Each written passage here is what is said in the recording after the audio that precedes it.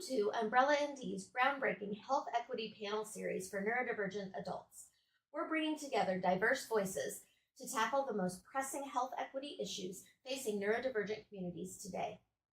At Umbrella ND, we believe that true wellness goes far beyond doctor visits and prescriptions. It's about creating fair opportunities for everyone to live full, thriving lives. Our panel series explores how a person's wellness is intrinsically connected to the social, economic, and environmental factors of their life. Throughout this series, we're moving beyond one-size-fits-all approaches toward solutions that recognize and celebrate the unique experiences and needs of all neurodivergent people from diverse cultures, genders, spiritualities, religions, generations, and sexual orientations. This vital work is made possible by supporters like you. If you believe in health equity for neurodivergent communities, please consider making a donation to Umbrella ND. Every contribution helps us continue these essential conversations and build the resources our community needs.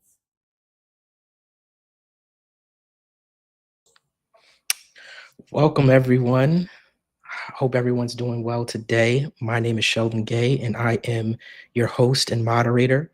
I'm also the vice chair of Umbrella ND. I happen to be, for those who may know me through other means, the host of a podcast called I Must Be Buggin', where I talk about the Black, gifted, and otherwise neurodivergent experience. Super excited for today's conversation. We've got a host of great panelists. And again, this is a really important topic. It's something that's actually been coming up a lot this week in my personal life. And so again, I'm eager to kind of dive in. So before we kind of jump into anything, let me again just tell you who I am a little bit and also describe myself for those that might be helpful for. So again, my name is Sheldon Gay. I use pronouns he, him. I am a 40-something-year-old Black man. I am currently in a Black shirt of my own design, which says "Decolonize Your Mind." I have on my Black over-ear headphones. I have a mic boom in front of me, and I have curly Black hair. As I tell people on my podcast, a little mustache and a tuft of hair that I like to call a goatee. And so, again, I am the host of the I Must Be Buggin' podcast. I am Buggin', just for those who don't know, right? Buggin' is BUGN, stands for Black, Unidentified, Underrepresented, Gifted, and Otherwise Neurodivergent. And again, through Umbrella ND, our work is very much so focused on, what we're talking about today, right? How are we going to make sure that care for neurodivergent adults, particularly BIPOC, right, neurodivergent adults, is culturally affirming and decolonized, because we know that there's a special flavor, a special lens that we need to view that through.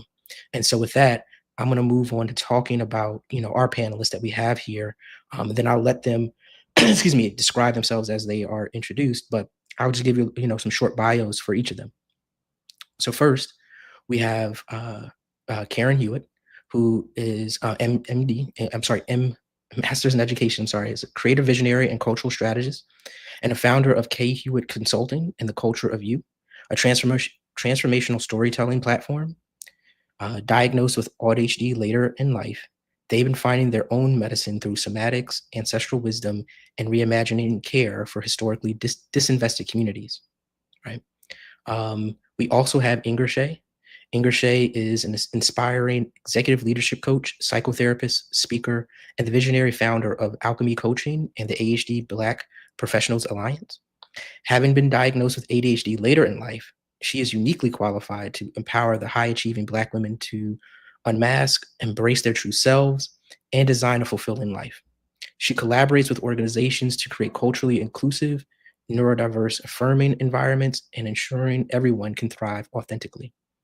And then last, but certainly not least, our very own LaToya Hinton. Dr. LaToya Hinton is founder of Toybird Positive Impact Funding, a social enterprise grant writing, financial planning, and consulting company.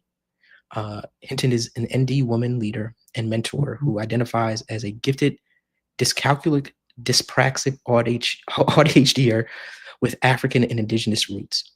And so I don't know about you, but again, all these folks sound super interesting to me, and obviously I know some of them as well, so I know that they're super interesting.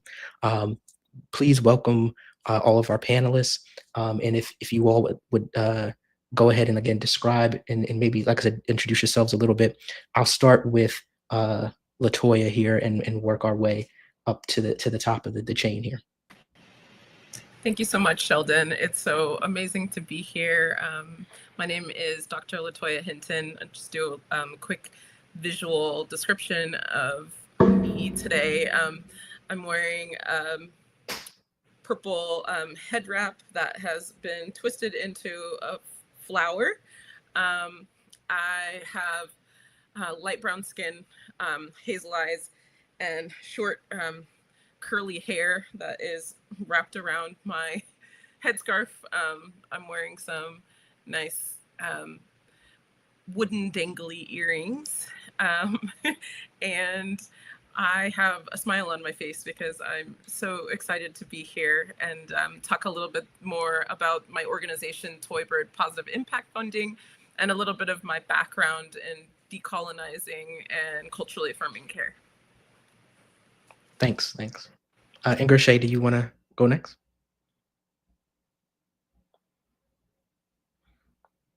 I believe if you're speaking, you're muted. Sorry. Am I unmuted now? You're good to go. Go for Perfect. All right, thanks. Again, my name is IngerShaye Colzie. I am a licensed social worker and executive leadership coach for Black women with ADHD. I'm the founder of the ADHD Black Professionals Alliance, and I go by she, her pronouns. I am a Black woman, brown skinned woman with several different colors of braids in my hair today, and an orange top, and I'm wearing my big, I think, leopard readers today. And I am in a room with a brown background and artwork, Black artwork, that's really important to me. So I'm just glad to be here because this is a really important topic. Absolutely. Thank you so much, IngerShaye. And then bring us home, Karen. All right. Hello, everyone. My name is Karen Hewitt, and you can use any pronouns respectfully for me. Alongside the culture of you, I have a lot of experience in the nonprofit sector, and so that's obviously really impacted in this moment, especially for this topic. And I am a soft mask presenting, light-skinned brown person with short Black hair. I have a gray shirt on. It's a short sleeve collared shirt with vertical Black stripes. And I have a flower bouquet that is not real to the left of me. And I have a nice red X. You can take that for whatever you want. Right to the right of me, it probably looks like the left to everyone who can see me. And then above me, I have some Black art as well.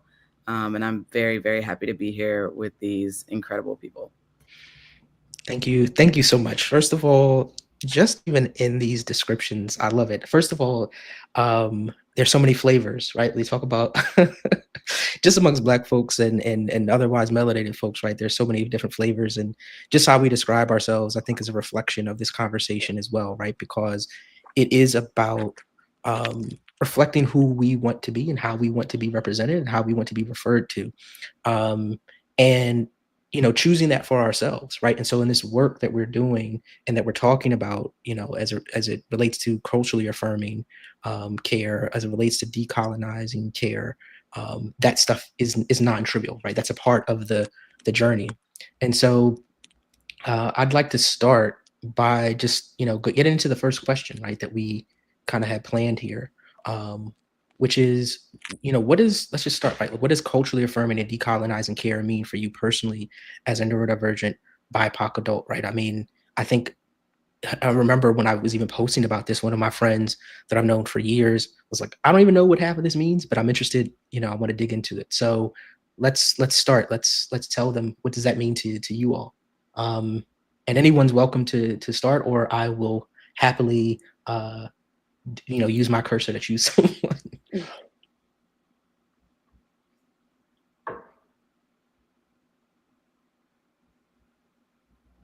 Okay. IngerShaye. I was going to say, why don't Yeah, go ahead, IngerShaye.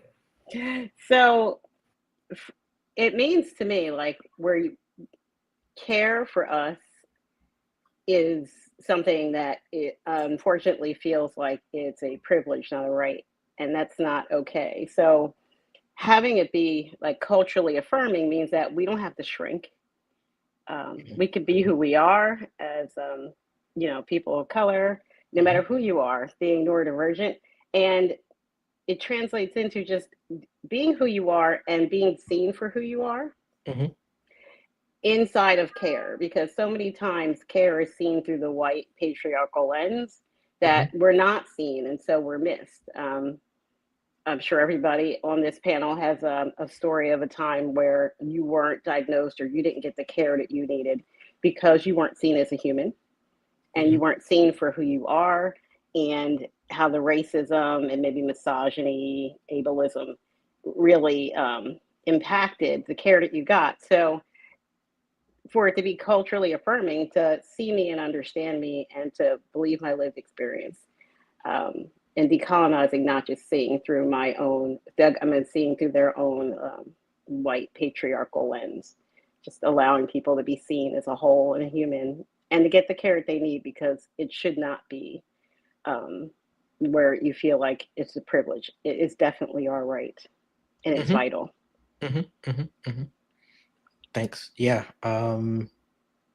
Before I even chime in, LaToya, you want to go next?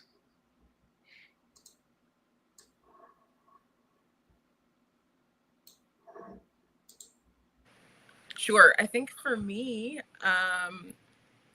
culturally affirming care, first of all, cannot be done without it being decolonizing. And I want to point that out because when I was studying multicultural and multilingual education at the University of Arizona for my PhD program, I was actually really afraid to touch anything that said decolonizing. I felt that, first of all, at that time, I was already diagnosed with anxiety and depression. And so I kind of didn't want to be triggered emotionally by doing decolonizing work at all. And I would also put like critical race in that umbrella as well. But I realized that if I didn't talk about the why behind why I was reclaiming my cultural knowledge from an Eastern Band Cherokee perspective and a West African perspective, I really wouldn't be able to fully heal, because I think that we do have to have that conversation of how do you acknowledge the intergenerational trauma that you've most likely experienced as a BIPOC person, but then at the same time have the strength and the willpower to create a counter narrative to I want to say the erasure of your cultural knowledge and traditions, right? And so I think for me, from my own educational perspective, but also for the continued work that I'm doing as someone who's working on financial planning and literacy for organizations that serve BIPOC folks, both ND and otherwise. I think that we have to really come together in unity and talk very specifically about how do you address intergenerational trauma, but then at the same time, how do you heal by reclaiming your cultural and maybe for a lot of people, multiple cultural identities. And so I think it's actually like a very holistic way of looking at care and healing as well, because it's not just something that you can do to, heal your mental state. It has to be something that is embodied, something that, works in terms of your body, your spirit, your soul, right? It's kind of these higher levels of healing that we have to do in our communities and as individuals. Thanks. Karen, why don't you chime in? Give a second for the ambulance to go away. All right. So, of course, talking about care, right? Go ahead. Right, exactly. In a lot of my work with the Ohio Rest Collective, and in my own need to care for myself, I think I've become really understanding of what this means because of what I didn't have for so long. And so about, I would say probably 6-7 years ago, I really started a deep healing journey, which included polarity, Reiki certification, some shamanic journeying, and polarity. That is the last thing I've done, and it will probably be the last thing that I do because it is a very generative practice. And I'm also, a hands-on practitioner as well. And so I have to create spaces that are, decolonized in some way. I think we can always acknowledge that we are in some ways participating in colonization, perhaps because we have to, but we are.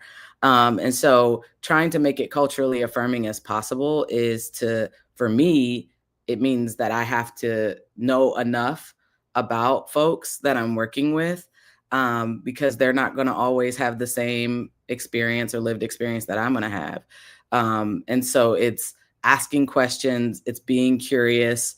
It's not always just like, oh, I only want to deal with folks that I have the same culture as or have the same lived experience. It's like, how can I create an experience where you feel, as IngerShaye was saying, seen, right? And heard and valued, and not dismissed in any way, not discarded, not assumed to be able to handle pain more than most, or assume that it is easy because you seem completely functional. It is easy to, with executive function, schedule your appointments, go to your appointments, reschedule your appointments. Like those are full day tasks that I have. I have blocks of time where I have to schedule those type of things. And the more that people understand some of the challenges with whether it be executive function or overstimulation or anything like that, understanding how a doctor's visit can be full of anxiety, even on a regular checkup. Like if I go to the eye doctor, it is really, really still to this day, because I had a retinal detachment and all this kind of stuff. It's still nerve-wracking to go and do that. And so for me, I want people around me that are going to really care if I go home with a positive experience and maybe with some more information. And I don't have to recover from the doctor. Like that's the goal. Like we don't want to have to recover from our experiences in receiving care. And so that's kind of my interpretation of it from I had to do it first lens to get it, because I wasn't receiving that type of care. And it wasn't that I was getting horrible care. It was just that it wasn't capturing the fullness of my scope. I've had, I'm a little bit of a runt. Like I had full body cast at 6 months, and I've been in and out of the hospital, whether it be, my own deal, whether I broke a bone playing sports or something like that, but or had to get surgery in that way. But it is something. It is something to really not have that care, and then create a system around you and a support system around you that provides that. And it's almost like you can't go back once you've had that type of care. Like I would not stay somewhere where I was being treated any particular or any kind of way. Like I would leave and I wouldn't look back, you know? And so having that experience of the comparison, stark differences in that is what I believe, you know, we should strive towards with culturally affirming decolonizing care. Brilliant. So I want to start, or not start, but share a bell hooks quote. And again, for those that know me, this is not terribly surprising, but it really relates to a lot of what everyone to share, right? Which is particularly around this issue of what it means to be culturally affirming and seeing me in my full humanity. And so bell hooks said, you know, beloved community is formed not by the eradication of difference, but by its affirmation, by each of us claiming the identities and cultural legacies that shape who we are and how we live in the world. And for me, I felt it, you know, I literally just pulled this up. I wasn't, you know, planning to share this necessarily, but based upon what everybody was sharing, right? For me, this speaks to this fact that like, we're not here to erase and say, oh, you know, I don't see color, right? Like that entire idea is I'll say it's not helpful, right? Like we got to get rid of that entire idea. We want to be seen for who we are in all of our various identities, because otherwise what I bring to the space, particularly, you know, Karen, you brought up some examples of neurodivergence. You know, maybe it's how I'm showing up, you know, with my time, the ways in which I interact with time differently, or the ways that I was on a call with some neurodivergent folks earlier, and people were talking about, you know, having to do a job but not liking to get wet. And so, if it's raining outside, like, what does that mean for you, right? I don't want you to just be like, oh, I don't see this need. No, I want you to see all the different needs, and let's create a space that is affirming of all of those things, right?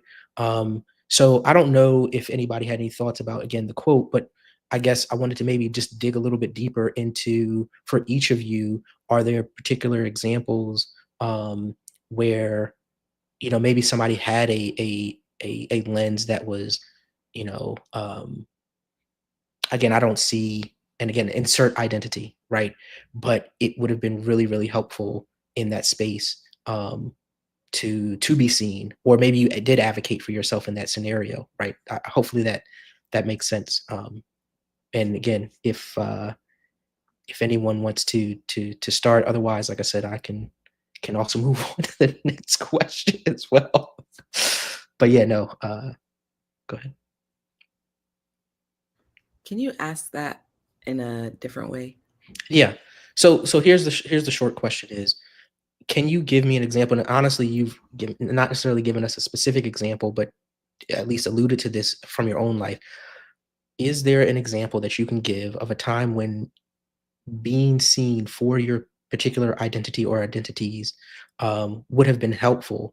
You know, that somebody on the other side was like taking this, again, I don't see everybody's welcome kind of a thing, but not true, still not seeing you for your individual needs.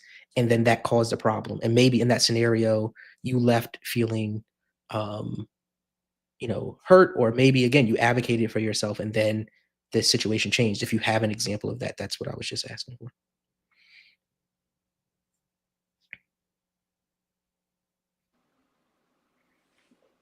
Well, I do. I mean, there's so many. That's the problem. Trying to pick which one to just share, because unfortunately, a lot of the times, you know, the skin I walk in, and you know, being neurodivergent, it is something that I have to come up against all the time. And so, speaking in terms of care, I mean, you know, just as a woman, a lot of times the care that we need as a woman is just totally, it's not totally removed, but a lot of times it's just like, it's what's supposed to happen for you as a woman, right? So many things are supposed to happen. So when I was even pregnant with my child, it was kind of like, well, this is just kind of what happens with a woman. And I was an older parent, and it was kind of like, oh, and by the way, the father is here, right? So we're going to ignore everything that you're saying about what you want for birth, what's happening with your kid, what's happening with you, and how you're feeling, because it's kind of just what happens with a woman. I had fibroids and things like that. There was a lot of fear in being able to have my child. And at the time, I am blessed with the fact that I did not know about the maternal health care crisis at that time. I don't know what bubble I was living in, but it is true. And then when it came time for my kid, I ended up not being able to get any type of epidural. And at the time when it was time to deliver my child, it was just like, oh, here it comes. We're going to go right now. It was like my pain didn't matter that much. And there was care for the baby. I will say that. But the care for me was kind of like the way that you're passed on as a Black woman. Black women, all Black women have fibroids. It doesn't care about the birth plan that you would like to have. We're just doing what we're doing. And I could tell that story a million times for almost every Black woman I know about times where they just felt dismissed in something like childbirth, partially because it's like it happens every day. Have people say like, well, people had babies in like cotton fields and kept going. And so this is an issue. Like, these are things that I've heard, things that have happened, to me and people that I know. And yes, I did stand up for myself to the extent that I could. Thank God everything has turned out okay for me physically in that way. But I mean, again, I have.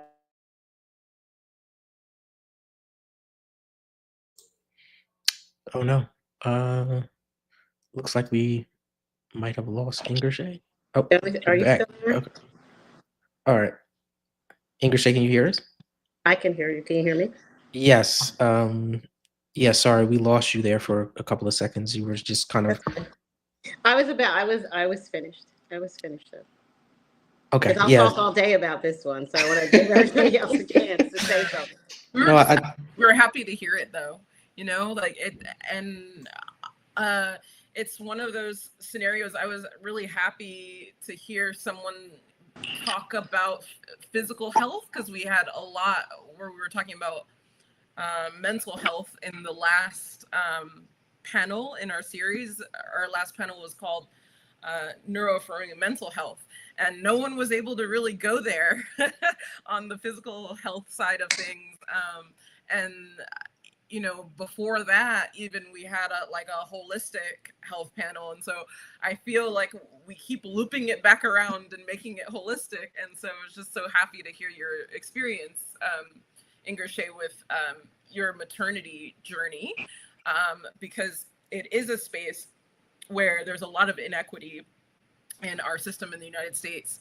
And a lot of Black women have switched to doulas for that reason, because they feel like the medical model isn't adequate. And a lot of those women who have switched to doulas maybe have found a doula that can do culturally affirming care, and they feel a lot more comfortable and calm. And so we do wrestle with that issue of wanting to have access to healthcare 100%, but feeling that we can't be our true selves, our authentic selves, including, our cultural identities, and also acknowledging some biological differences that should be considered when we're given care. It shouldn't be a one size fits all. And so I love how you brought up all of those topics on this panel, because they're wildly relevant and resonant with a lot of us and our family members. Yeah, I mean, absolutely. Not to jump in front of anyone else, but I'll just say that some surprising to some people, I have a lot of connection and insight to a lot of this stuff because of some of the folks that have been in my life. And the Black maternal health crisis is a very serious one, right? That a lot of people just aren't aware of I mean, IngerShaye, I'm sorry to hear that someone would say to you, right, that enslaved folks were having babies in the fields. Like, I'm really sorry to hear that. Unfortunately, I am not terribly surprised because, again, I've heard so many stories of folks who have heard these kinds of things, right, and have been asked to birth in just places that aren't, supportive. Again, I'm not going to make this about me, but I'll just say that LaToya, I also appreciated the talk about doulas because I have several friends who are doulas of, not just who are women either, right?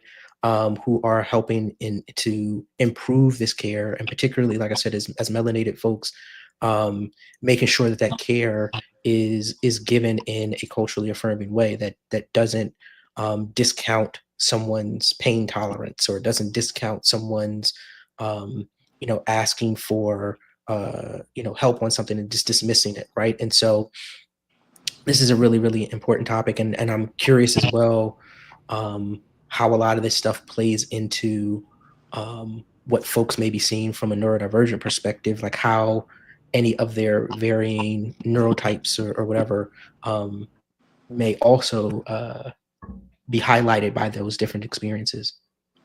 I think one of the things that pops into my mind right away is sensory differences.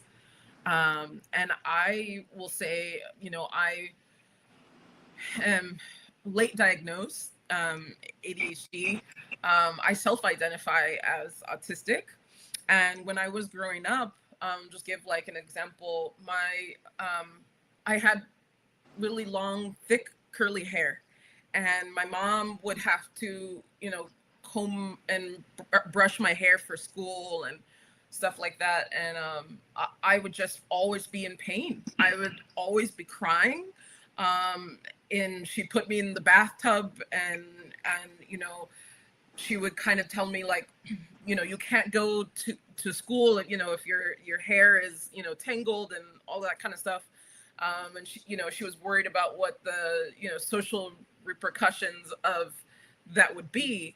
And so, but I remember being like, but why do I have to, kind of like suffer through this pain? And looking back on it, I didn't realize that I had sensory sensitivity as that other young girls my age didn't have.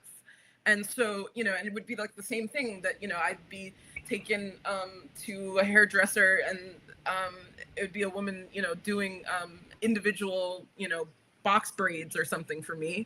And I would feel the same thing. I would just cry the entire time that it was being done. And of course, I thought later on, it looks good. And I also felt like, it was a culturally affirming practice, right? Because like, I saw my aunts or my mom or somebody wearing braids and I wanted them too. And, so it's like such an interesting thing because this isn't really something that you would talk about, right? But then in this neurodivergent lens, you can kind of talk about, issues. I talked about identifying as being dyspraxic. And I still, to this day, I have a hard time doing my hair. So I keep it very short for that reason. I do these protective styles and stuff like that. And I, try to make things easier on myself because I'm not super coordinated to be able to do my hair when it's really long. It hurts my hands, just like it was hard for my mom to do. It's hard for me to do as an adult. So it's like just kind of pointing out that like, I do have support needs and it just sometimes doesn't look like it, right? From the outside. And it isn't something that is frivolous to talk about either, because as a neurodivergent woman leader, people have expectations for, the way that I look, right? And like, I have to come up against that kind of stuff every day. Same thing with like dental care.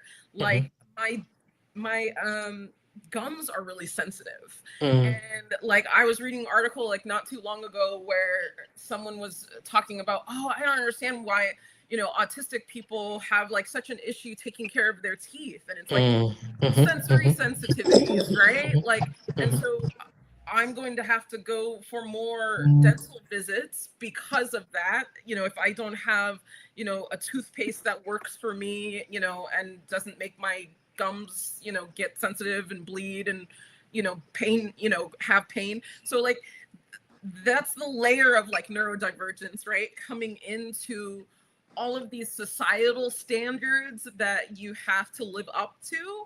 And let's face it, like the societal standards for beauty and hygiene are higher for people of color. Why?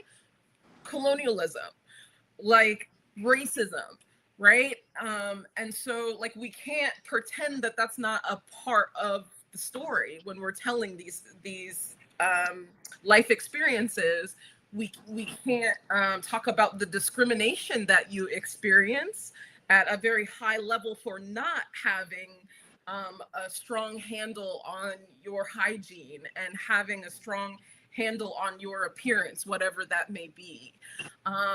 And so I remember as someone in high school, I was kind of one of the very first people out of my friend group that started wearing their hair natural. This was like in the early 2000s. And I know, you know, there have been so many movements over and over again for going back to wearing natural hairstyles. But I kind of like didn't want to, you know, ADHD, I didn't want to, you know, sit in the chair at the beauty parlor for hours and deal with the sensory sensitivities, you know. So for me, it was more like, this will be a little bit easier on my scalp. This will be a little bit easier on my attention span. Right. So those were some of the reasons why I went in the direction of going, you know, natural with my hair. And then I remember, you know, it was almost like, you know, years later, probably at least like a decade later, I saw a whole bunch of people starting to follow the trend. And so our intersectional experiences, I guess I would say, as neurodivergent folks of color, sometimes are just not really talked about, right? Like people just don't hear about it in the media very often. And we don't have a lot of platforms to talk about the decisions that we make in terms of our well-being. We create a lot of structure for our own well-being that I think a lot of people are not aware of, and especially in the medical field, especially in the workforce, in various industries. And that's why we're doing these panels, so we can kind of talk about our life experiences and, you know, how we've made decisions to live healthy lives at the intersection of neurodivergence and, you know, being Indigenous, being of African origin, being of Asian origin, and, you know, culmination of those identities. Yeah. Thanks. Karen, I wanted to leave some space for you to share. Yeah, I'm sitting here listening to all of these stories and finding my connections as well, of course. And I really appreciate you going into that, LaToya, about the dentist, like flat out. I think my natural bias, if you will, is as a child being raised in the church, and you know, we were taught to sit well, right? So we were taught to sit well. The way I got out of that as a child in church was I would go with my mother and not go to children's church, and I would sleep in her lap. And that was how I like started learning dissociation and like how to self-soothe, right? When I think of the dentist, I've had like nightmare experiences with that one tooth multiple times, even to the point where I've had, like, I was getting it done. I was in the middle of rural Pennsylvania. And so I was playing basketball in college, and I was getting root canal, and like the back nerve of my of my tooth was getting deadened. Like we had to put the medicine on it to make it dead because it was alive. Like I was feeling everything. And I've had that root canal redone 3 to 4 times. And so the next one, you know, I don't know, but the last time I had it done, I was at the doctor and it was towards the end and I was like, I can feel that, right? Like this is a familiar experience, a little PTSD, if you will. And so he's like, yeah, well, I'm almost done. And he continues and finishes. Like now, if that would have been me now, like I would have just like pushed him off of me and got up. Like I honestly would, because the overcoming the people pleasing, I always thought that everybody was experiencing this internally. Like with a late diagnosis, I thought that everybody was navigating this kind of infrastructure internally. And so I was, like you said, LaToya, not having people not knowing or being able to see. I have a high pain tolerance. Like I wear it well. Like I wear weight well. I wear all of these things well. And the most scary, I think, was probably with my eye. I had retinal detachment, and I had to get a scleral band. And so I go in on a Friday because I had some symptoms, and they were like, "Actually, can you come in Monday because we're gonna do surgery?" Right? I have to be awake for the surgery. And that was like the worst thing ever, even with a nerve block, even with like, I can hear them talking. I'm like, I really would love for you not to talk while you're, you know, in my eye. Like, I don't want to hear about your weekend.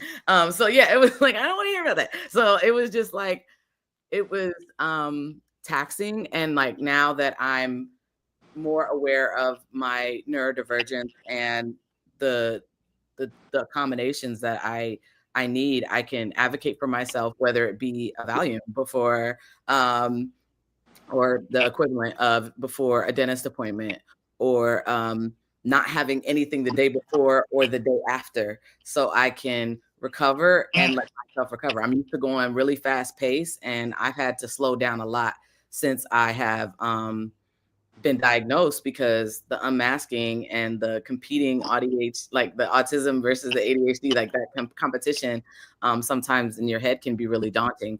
And so for me, it's like they just don't understand what's going on internally and the battle that you're coming to even step up and think into that. And I think I had high blood pressure one time at a doctor appointment. Thankfully, I haven't. I've made some changes and adjusted my support network too. And they were like, "Why is your blood pressure so high?" I'm like, "I don't know. I'm a Black queer person in America. Like, I think I have a reason to have high blood pressure." Like, you know what I mean? Like, it's just that. So, so just like, and even I think it was Sarah that said, you know, oh, the myth, right? But it's like held. It's not a myth to them. It's held belief. They truly believe that we are fine, and we're like, tears are streaming down our face. Maybe I'm not screaming. Maybe I'm clenching the dentist chair with my hands, or maybe I'm like, like making a noise, and they're like, "Oh, you good?" And you're like, "No," and they're like, "Okay," and they keep going. You know what I mean? Like, it's just like, what is that? So I have had multiple experiences that have made me reacclimate to how I do care and how I take care of myself. And being 40 plus, you know, there's like the yearly mammogram, and then there's like all of these things that are just like, I'm so tired of making appointments and going to them and having all these uncomfortable or even painful experiences, and people being like, okay, like that's it, and it's not a big deal. And so being in this conversation even has healed probably some things in me too, because it's the patience, the care, like I really care about how you leave here and how you are feeling and how you can be like supported. I want to support you, whatever that looks like. And there aren't a lot of folks in the medical system as it stands that think that way. They're moving to the next appointment. They're, you know, you're a number, you're a client, you're this, whatever your diagnosis is. And it's not personalized, it's not intentional. And those type of things make the experience really. Wow. Yeah. First of all, you all said a whole lot of great great things that are relatable to me, even though I haven't done things personally like having to have put braids in, right? But although there was that one time that I was going to get cornrows, and that was that's a separate conversation. But Oh my goodness. Straight back? We're gonna be straight back. We're gonna be straight We're back. here for it. So hold back. We're Hold here back for on it. this. no, I mean, first, let me say this for everyone. One thing I did forget to set expectations for everyone. What we're going to do here in a couple of minutes is just take a quick break, and then we're going to come back and finish out the conversation, and certainly get into some Q&A time. So sorry, I forgot to mention that at the beginning that around this time we're going to take a quick break. But I would say, just a couple of nuggets and a bit of a segue to, kind of where I want to move us going forward. For me, as I listen to you all talking, right, one of the things that it brought up for me is everyone here is late identified in some way, right? So for me, only 2 years ago that I even realized that I was anywhere close to being neurodivergent, right? So I spent 40 plus years of my life having experiences that, living through doctor's appointments, right? Living through all kinds of care, dealing with, and I'll say, uh, I want to say this delicately, right? But like, I'll say that as a man, as a young boy, pain is something that I was asked to bear in a different way, right? And so when things were uncomfortable, there was always this dichotomy of like, do I say something or do I not? Right? Because if I say something, is my feelings going to be invalidated, even in my own home, let alone in the world outside, right? And so there's a lot of that frankly I'm also working through.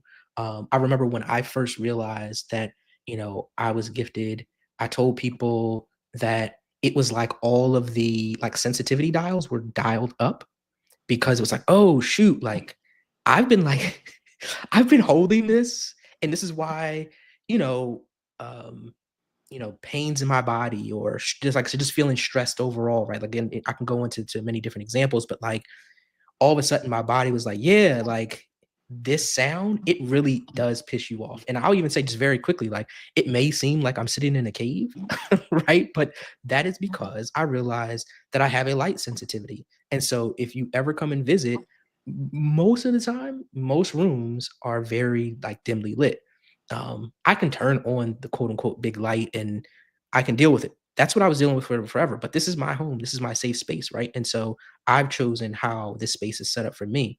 And I think that this is, an interesting dynamic that, a few folks kind of touched on, right? Is this, as all of us being late identified, there was a point in time when we were experiencing things that we wouldn't even have words to advocate for, right? How do we even know to speak up about this thing? And particularly, again, when you add on the other cultural things of melanated folks being asked to just deal with pain and deal with certain types of authority, in different ways, right? Because of all the systems of oppression, right? The varying systems of oppression. And so, um, you know, I want to come back to that, right? But I'll just say that, I really appreciated everything that you all shared, and particularly, like I said, as we start to really get into nitty gritties of um, what this looks like and means for uh, BIPOC neurodivergent folks. And so, like, so when we come back, maybe we can touch a little bit more on that, but then we can also start to get into our other questions. And so, what I'm going to say is, for right now, let's take a quick 5-minute break, everyone. Let's come back and we'll jump into this. If you have questions or comments that you want to put in, particularly like questions that you want us to answer when we come back, go ahead and put those into the chat. And otherwise, see you all in 5 minutes. Thanks.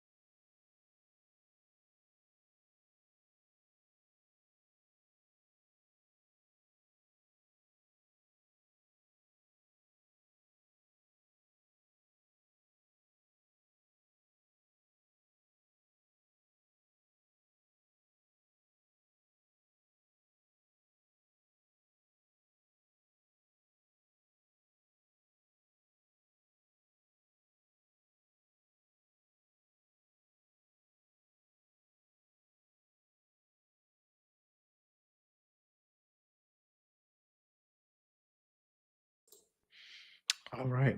Welcome back, everyone. Hopefully you had a chance to grab some water, do a bio break, as they say, look out the window and notice a bird, whatever it is that you needed that time for. So yeah, I'm excited to kind of round out this conversation. So before we left, I was just sharing some thoughts about what it means to be a late identified neurodivergent person and thinking about care, and particularly now as we start to think about what we want for ourselves individually, but also as we think about what we believe that our community needs going forward. And so, you know, my question to the panel, or kind of like a dual question, pretend I'm in the audience, one of those people that walks up to the mic and is like, this is a two-part question, right? Anyway, don't be that person necessarily, but in this case, I'm going to use my privilege of being a moderator to ask this two-part question, which is, are there things that, again, as a late identified, neurodivergent person, that, you'd say that you specifically want to see change about care? And this is really like a kind of like a 1A kind of a question. So the larger question, which is, what is it that you feel is missing from current healthcare structures for BIPOC neurodivergent adults? But particularly, I would say, the added flavor on that is, if you have some particular things as it relates to being late identified, because I know that has, some influence into that answer. So again, anyone can start, or, I can certainly select someone. I think like options. I think when we're talking about like mental health care, I have been going for like a little over a year to a community clinic that offers mindfulness for women's group, and it just happens to be, I live in Hartford, Connecticut, so it just happens to be that a lot of the women in the group are women of color. And I don't know if people really know too much about Hartford, Connecticut, but we have a large African American and Latinx and Afro Latinx community. It's just presence, and so I feel like in groups like that where it's not as I think they do use a little bit of like cognitive behavioral therapy, but there's a lot more alternative practices in the mindfulness group. So we do a lot of like spoken word, poetry, we do art, we do sound therapy. So a lot of the time we'll listen to music and we'll journal about the songs, and they'll pick out music that is culturally affirming for us. And so we'll listen to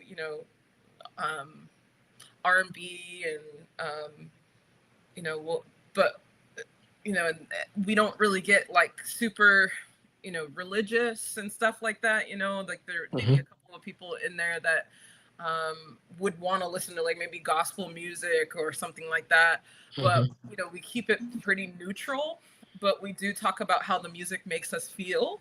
And I think like things like that, like where you have that option of bringing in some of your cultural experience, even in something just small like that, like we're going to listen to some songs that are culturally affirming, and then we're going to have everybody talk about how that makes them feel. And then can you use music on a regular basis as something that will help you with your anxiety or help you with your depression, or like things like that in the mental health space, I think are really awesome. And if somebody wants to do like spoken word poetry, or maybe they want to do some sort of storytelling that is connected with their ancestors or their identity in some way. I think talking about how those cultural practices have always served as a space for healing for us is just incredible and really empowering.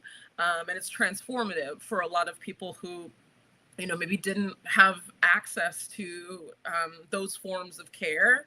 You know, I have a friend named LaToya who does restorative justice circles for youth and adults. And she does bring in African drums, and she, you know, will do some drumming for a little while and use that as sound therapy, and then kind of like allow people to then kind of open up and talk about what, you know, restorative justice means to them and their family members and their community. And it's just small sort of gestures like that. She usually, you know, gives some sort of story behind, you know, where she got the drums and where she learned how to, you know, create some music. And so there's all of this, you know, cultural, you know, history that is being reclaimed by that space to start with. And so I think, you know, anything like that is maybe outside of the traditional Western model of care, but allows for folks to honor their traditions, and also, you know, create this space for other people to also like learn about their traditions. Because I think that is another thing that Karen had mentioned earlier, that it's not like we want to, you know, kind of like squirrel away into like a group of people where it's like only our one, you know, culture is represented, because we live in like a multicultural society. So like creating that space for people to bring their culture into healing spaces, whether that is, you know, a physical health space, whether that is a mental health space, or, you know, a combination of both. Yeah. Did anyone else want to chime in? I love what you had to say, LaToya, especially around the art. And so I will always say I create. It used to be I write to heal, but now I've found some other fun activities and performance. So, I mean, I'm always saying, but like comedy has been a gem in this time.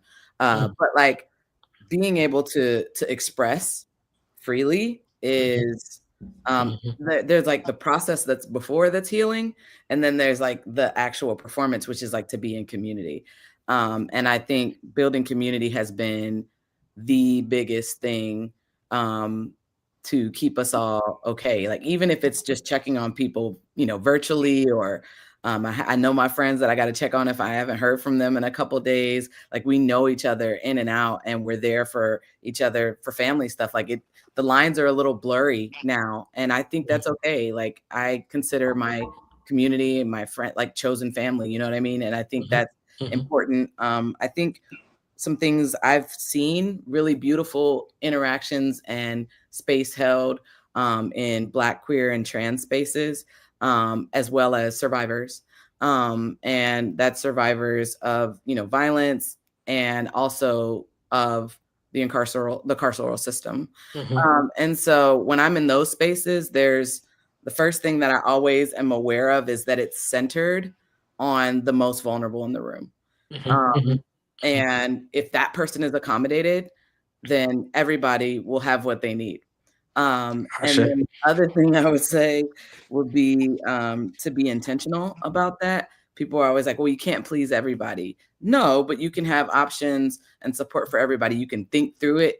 Sometimes a checklist does help, not to make people a checklist or demographics or identities a checklist, but that can help, right? Like to be like, oh, did I consider allergies, or did I consider this type of food thing, you know, like planning a party. I love in inclusive workshops that I facilitate to have people plan an activity and see what we miss, right? Like let's see what we miss. So you get into the practice of considering everyone. That is a practice. It is our societally, our socialized way of being in community is that people are so individual, right? And so to actually get outside of yourself and to think of others and consider, especially with us as late diagnosed, I consider all of my needs when I'm preparing space for others. And then the last thing I would say would just be, we have to slow down in general. If I can slow down, then I can attune to you and I can say, all right, what's going on here? Like, are you okay? Like, I can check in. Because there are some times where there are events or things happening in community, and like you got somebody in the corner crying and nobody knows what's going on, or you have somebody with their headphones in the corner, or they didn't have a sensory space, right? And so now you might have to have a trauma informed. I've been that person that would stand outside with the person, right? Like, so I think slowing down in general, because we're not, like, our nervous systems are already hopped up on cortisol. So it's like, can we figure out how to slow down to try to get as grounded as possible on and off all day? That's definitely doing that. So when I think of like being, constricted or like restriction, like I think when I go to the hospital, it's tight. Like I feel tight. Like anytime I'm going to the doctor, even if that's my, annual, like I'm still tight. Everybody in there is tight. Like, like everybody in there is like, we're like all sitting in a room watching TV and nobody's like laughing or smiling. Like, it's just like relax, but that's the nature of those spaces. That is what those spaces do to us. And we allow it. And so if we can slow down in general, like just in general, then I think we can connect and we can find what care needs to be provided in that particular situation, because it's situational. Yeah. Really quickly, IngerShaye, before you go, I just wanted to say this one thing. And so I apologize for borrowing this time real quick from you. But Karen, one of the things that you talked about that sparked a thought for me is when you were talking about, right, like taking care of the most vulnerable in the room and how it can serve everybody, right? And asking those questions and how important it is. It reminds me of something that I've mentioned to folks a lot. I've lived many lives in my career, right? But one of the things that is a key part of my life is tech. And I'm very, very passionate about building equitable tech. And so through that work, I have happened upon something that may not be aware of.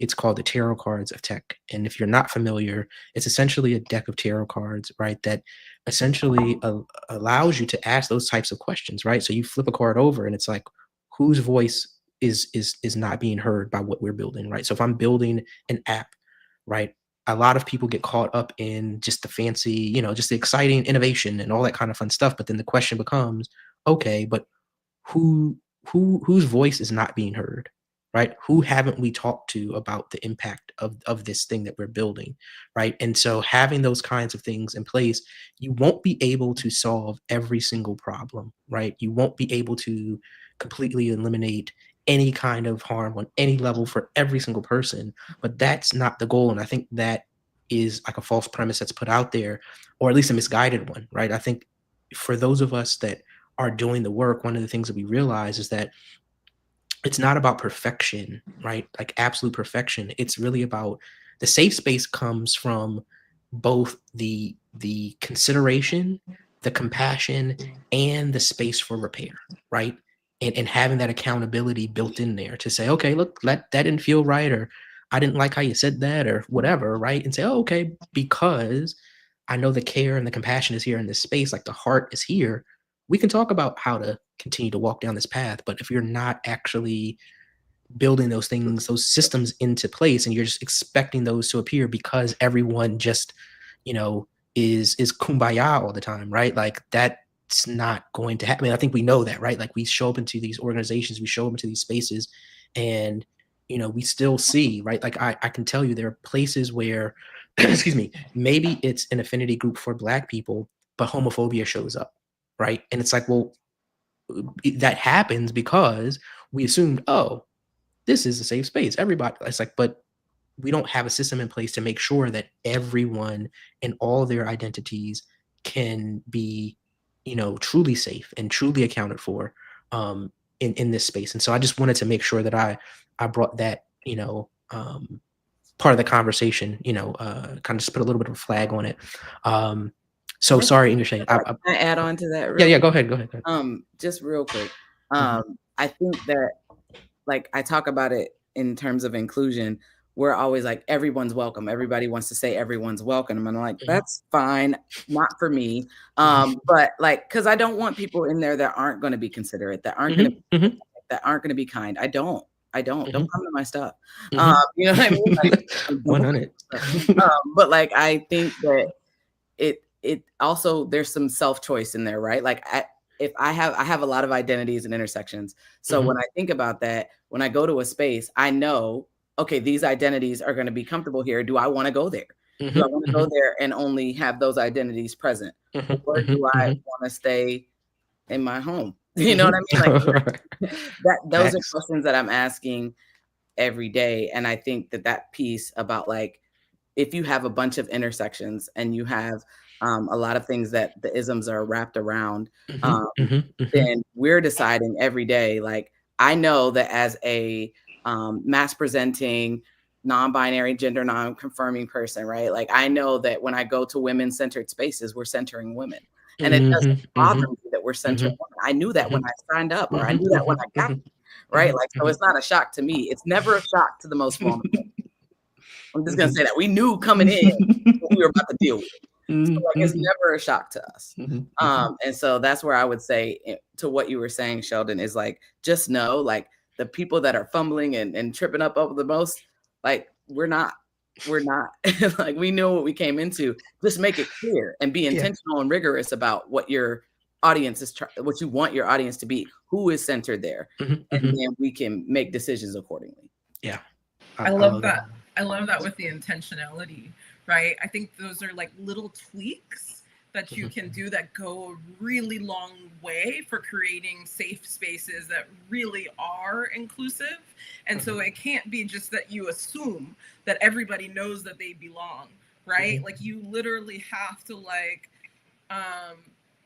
create, you know, visual signs that you're like good to be here, right? Like, you know, and then reinforce it as well, you know, like, hey, did you see that we had a pride flag out there? Like, we're not just lip service, like, this is for real. Like, we really want you to feel comfortable in whatever that means to you, right? And let it be personalized, and let, you know, people talk about what their identity means to them, right? Instead of imposing what you think their identity means to them, you know? And it happens just way too often that's how these stereotypes perpetuate and people feel uncomfortable because they can feel that imposition right away, because if they're not given a space to speak and voice their experience, then immediately it sets in that, you know, someone's trying to put me in a box again,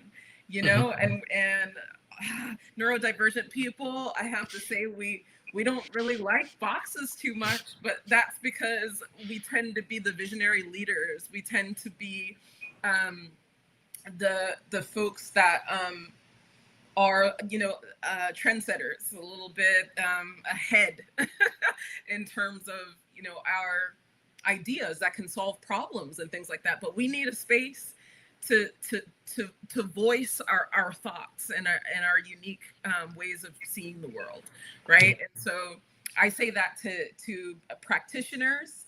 I say that to educators. I say that to folks in the, you know, criminal justice system. Like, open, you know, these spaces, because you're going to find a lot of solutions to a lot of problems that maybe you didn't realize, you know, exist by just kind of opening those spaces and being intentional about it, right? Be super intentional about what kinds of supports you're offering for intersectional experiences.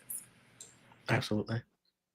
IngerShaye, go ahead. I want to make sure that we get to hear you, and then we can get into our last official question, but go ahead. Yeah, that was just so great. But a lot of it is the you know, container that you create, right? Or that we create, or the different places we go. It's the container you create. You can create it in the way that works for everyone or not, right? Because you're in charge of that. And when you were talking, you know, asking about being like late diagnosed, what occurred to me was that for myself, and actually for a lot of the people that I coach, we're really late stage diagnosed, like late. It's what I call that's late night. And so most of your life you've lived without even knowing that you had ADHD or even considering it, right? It was not a thing.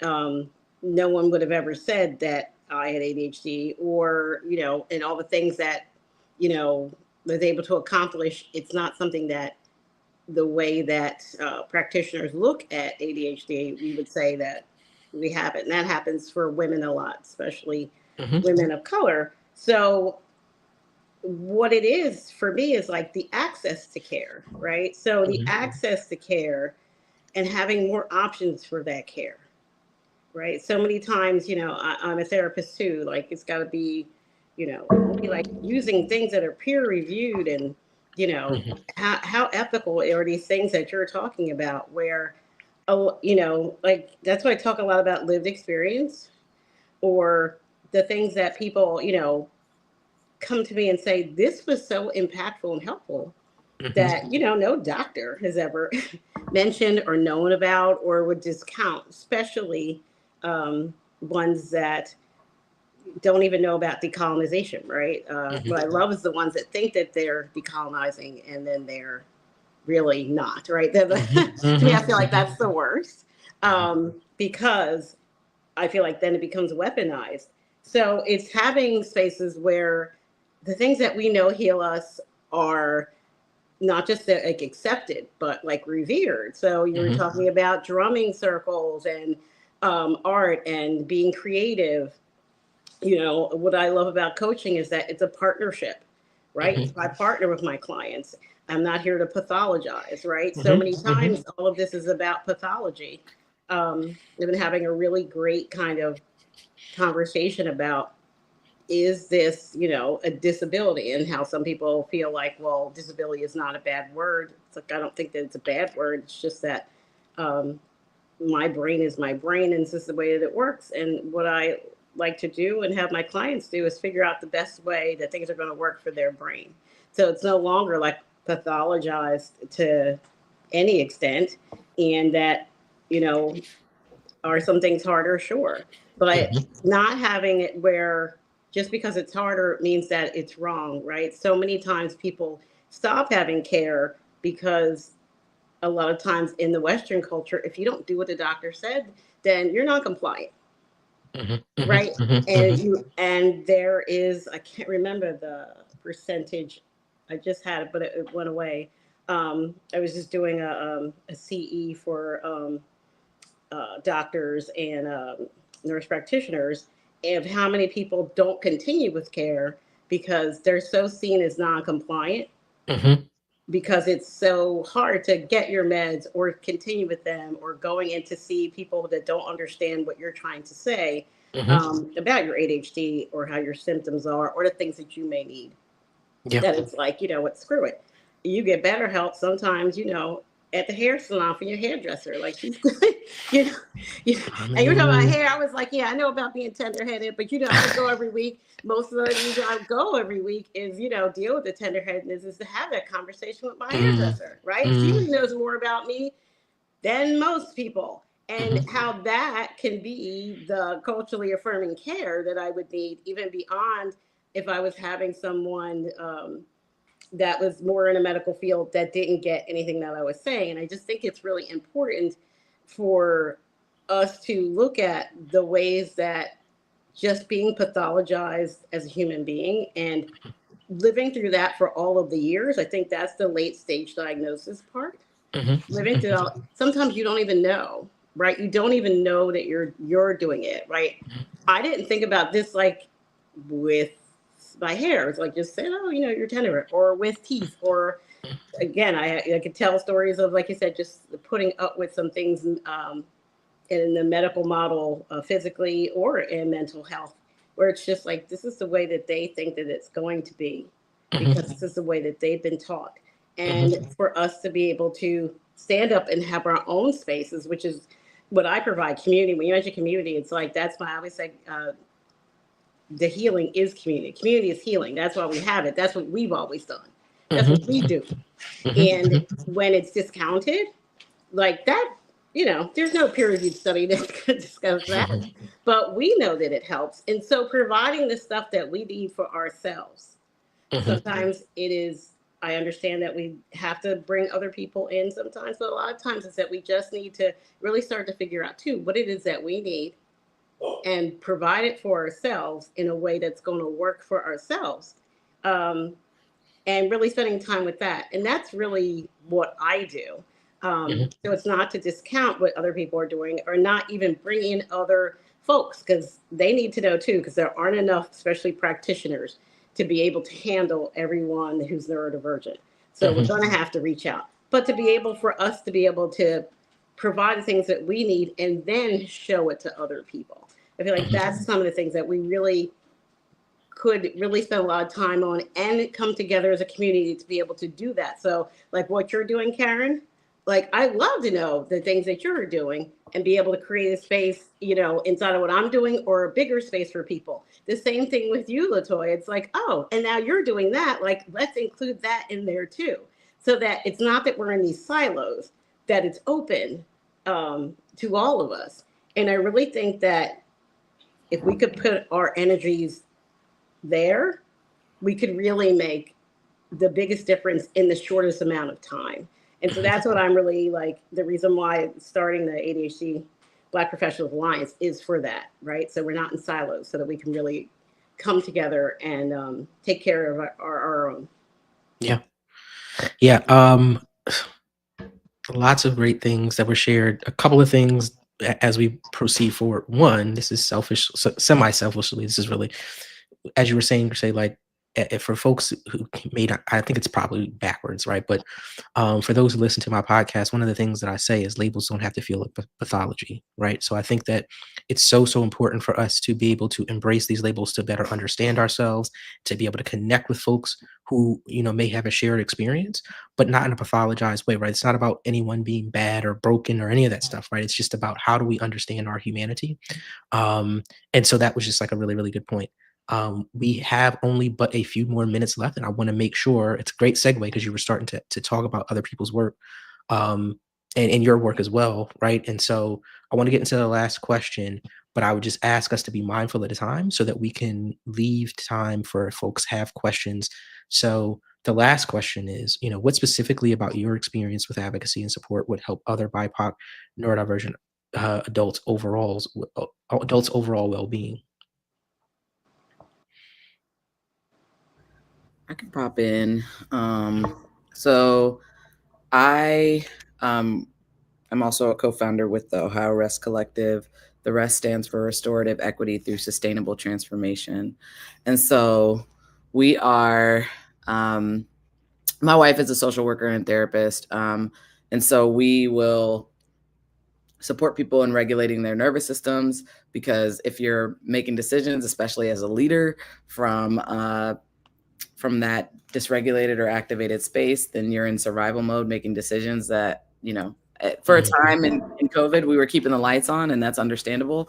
But like, that's part of the slowing down too, whether it be just grounding, polarity. I do hands-on activities, Reiki as well. I'm certified there. So like I have, office table, like I can do all that stuff as well. And I will, and I have like 1 or 2 a day. Like it's not going to be, it's never going to be like a ton.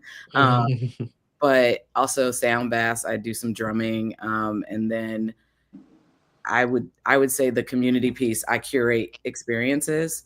And so whether it's a comedy show, I do live recordings of my podcast at Zora's House. Shout out to Zora's House. It's a Women Plus of Color nonprofit organization that I'm on the board. And we'll have, support there. And I have a live recording of that monthly. And we come and they have a coffee shop, and we do that kind of stuff there. So whether it's creating an experience or like a healing specific experience or one that gives joy, either one of those will heal. So I'm into that. Bet. Yeah. Dope. LaToya, IngerShaye, you want to share? Yeah, I'll go super fast to give IngerShaye a lot more time. I was going to say that my organization, I work on the funding piece, right? So helping nonprofits and for-profit social enterprises, what I like to say, because really I'm interested in helping folks who have similar values, mission, and vision. And that tends to be, helping marginalized communities, helping youth, and definitely neurodivergent folks. So if that, is about decolonizing and culturally affirming healthcare, I just got finished writing a grant a few weeks back that was for healing circles and workshops like that I had mentioned, restorative justice circles. So I, am super interested in funding any kinds of organizations that do that kind of work. And so I'm a grant writer, and I constantly look for private foundations that want to sustain programs like that. I also work in any sort of education adjacent areas that help marginalized folks with financial stability. So if that means like you, Sheldon, getting into tech, and if you want to be someone who is going to design something in health tech, right? You have to have that, professional development. And so I want to help folks, to get scholarships and go into those directions. I have another potential client that reached out to me very recently about finding funds for scholarships specifically for marginalized populations. And so any of that kind of, positive impact work that needs funding is me. Wesley Jackson Wade, in our last panel, we were talking about neuroaffirming mental health, and he was like, there's just no funding for it, for the culturally affirming side. And I was like, yeah, there's funding for it. It's just about finding it, and it's just about continuing to advocate for alternatives, and having as many community members as possible give you insights on what it is that they really need, and then write up those proposals, write up multiple proposals, send them out, get the funding so you can keep your work going. Yeah. Okay, IngerShaye. Yeah, LaToya, girl, we gotta talk. Anytime we start talking about the money, it's like, yo, we gotta. Yes, Let's go. because as I say, the ADHD Black Professionals Alliance, it is about bringing everyone together. I center Blackness because I am Black, but it is about bringing all different types of people together to be able to share the different ways that they're able to help each other with neurodiversity. And girl, we need money to be able to do all that, right? So a lot of what we do is trying to raise some money, but also raise awareness, and come up with different ways to be able to share our collective strengths for neurodivergent people of color. Also, I'm a, like you said, neurodivergent leader. I work with leadership, usually Black women in leadership that are neurodivergent, and also with companies to provide a neuroaffirmative workspace, so where everybody can thrive. I love what you were saying, centering the most vulnerable in the room and trying to explain that to people who don't even know what those words mean. So I do a lot of that, but helping all of us to be able to thrive in the way that thrives the best way for us, not having to live in the box that we've been told to live in. Because once you can do that, as you can see by the panel we have here and the panel you had last month and all the other things that you're doing, we can get more things done than a lot of other people while still being, as you mentioned, a little slow, taking care of ourselves. And so I just think that that's really important. But I really, really, really want to get to the questions. Yeah. So thank you all so much. This has been, at least for me, a really great conversation. It's crazy to me, or it's wild to me how fast time has flown.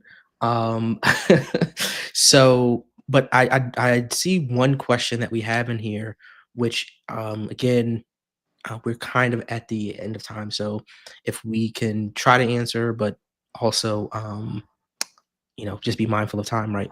The question is, if we constrain ourselves to work in the current medical systems in the US, what concrete steps can providers take to both create safety and a more aware and holistic diagnostic space? So yeah, and I would say, if anybody else very quickly who's watching, if you have another question, try to toss, go ahead and toss it in. Still, maybe able to answer one or two more questions, but yeah, you all can go ahead and chime in. So concrete steps, I would say first off, really quickly, I went to a National Institutes of Health meeting about neurodivergent, and it was shocking how doctors don't really get much about ADHD or any type of neurodivergent. It was amazing. So, for any type of healthcare provider to actually educate themselves in general. And then educate yourselves in the ways that it manifests in different people, right? So that you're no longer just assuming what someone's diagnosis may be or not be, that you might actually have some facts behind the thoughts. And listening and believing what your patients are coming to you to say. So many times, doctors don't believe us. There's a colleague of ours who is a doctor who, during her internship, and if you met her, she will self-identify as ADHD AF. But when she went to go get a diagnosis while she was in her internship, they diagnosed her with narcissistic personality disorder. And they said it was because she thought she could do stuff, yet she was in her internship. Right. So to have people believe what you're saying before you're just going to assume that what someone's saying is not correct. So those are 3 quick things I think that any provider can do.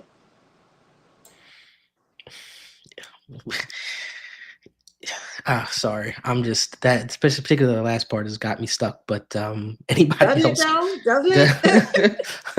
Listen, like, we could have a whole conversation about how they misdiagnose us and call our behaviors, like, again, it's a whole separate conversation. But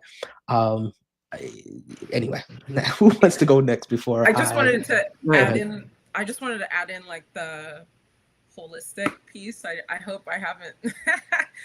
I wanted to say it enough times so that it sticks. That a lot of cultural knowledge about health, in a decolonized sense, is holistic.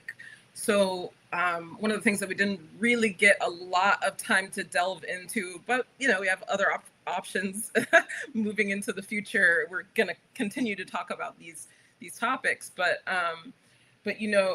bringing back traditional active lifestyles, bringing back traditional foodways, and that is for people from different African countries and from different Asian countries and from indigenous nations around the world, right? Like, I think bringing back our knowledge and integrating it into, like, the medical system, like paying attention to, like, preventative health, right? And, like, things like that are really, really important.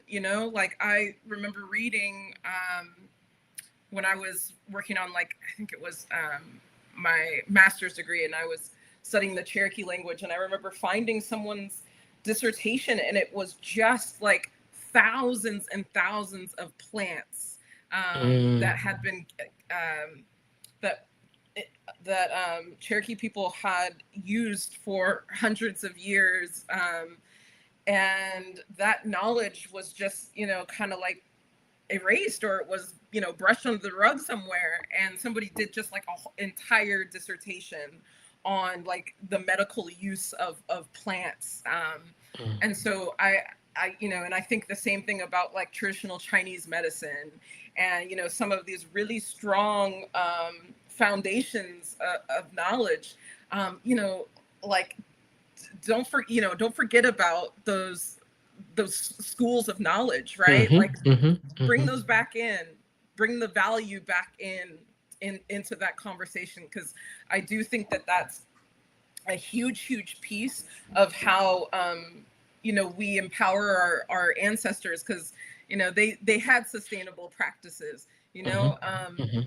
They thought about mind, body, and spirit practices, and so they deserve to be honored, and they deserve to have a seat at the table when we're talking about health matters, and that is a health equity issue in itself.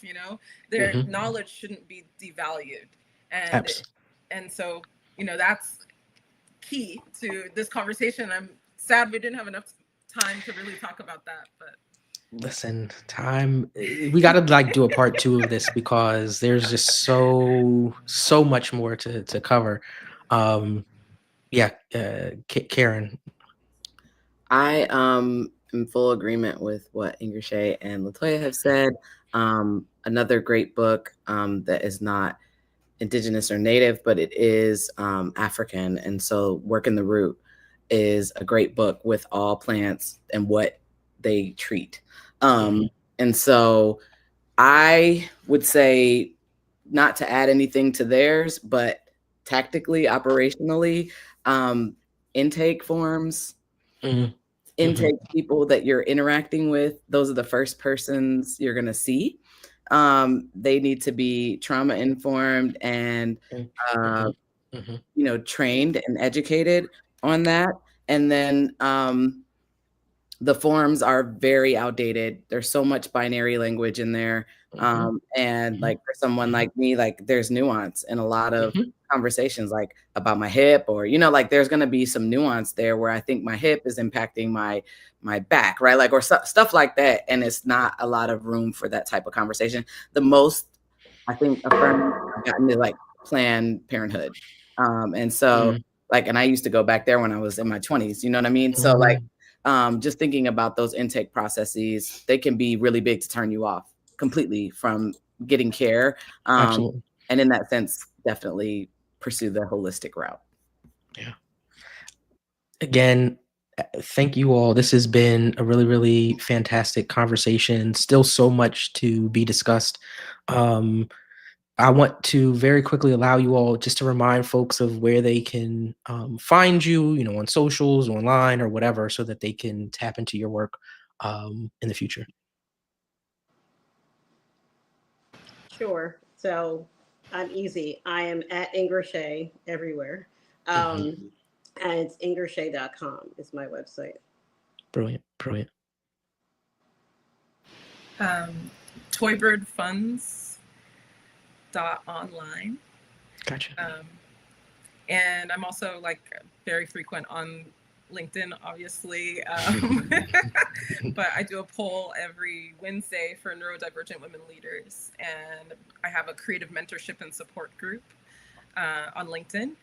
And so I invite anybody who identifies with any of those identities to join in. Obviously, non-binary folks also are, included in there. And so, yeah, just, try to network it with as many people in the neurodivergent community as possible, so that you can find the community care that you need. Yeah. Okay. Yeah, thank you. And then Karen? The podcast, it's The Culture of You. So you can find that. The website is cultureofyou.com. And then on Instagram, it's at The Culture of You. So we are creating space for the you want to be. Well, yeah. And for those, I saw someone actually in the comments like asking about this. So again, my name is Sheldon Gay. My podcast is called I Must Be Buggin'. And so you can find me on socials at Sheldon Gay is Buggin'. And then my website is sheldongayisbuggin.com, buggin being B-U-G-N, I'm sorry. And so, yeah, thank you all so much. Thank you all for joining us. Give yourselves a round of applause because, again, your voice and the work that you're doing is so, so important. I know it's not easy every day, but again, showing up and continuing to speak for the vulnerable and the misunderstood and is so important. So thank you. Thanks for having us. Thanks for having us. Thanks. All right, y'all. Well, thank you. And please do stay in touch with Umbrella ND. We are, this is a series. And so please stay connected with us. Check out our next panel in this series. And yeah, again, thank you. See you online. Reach out. Please do. Seriously, reach out. Would love to have conversations with you all. Thank you for joining us for this important conversation. The insights shared today are just the beginning of the work we need to do together. Ready to be part of the change? Join our community of advocates, professionals, and allies working to create a world where every neurodivergent person can thrive. Visit our website to learn about upcoming panels, access resources, and connect with our community. Your support makes this work possible. When you donate to Umbrella ND, you're investing in health equity, supporting vital research, and helping us amplify neurodivergent voices. No contribution is too small. Every dollar helps us build a more inclusive future. Together, we're building health equity one conversation at a time. Until next time, keep advocating, keep learning, and keep thriving. Visit umbrellaopensdoors.org to donate and stay connected. Thank you.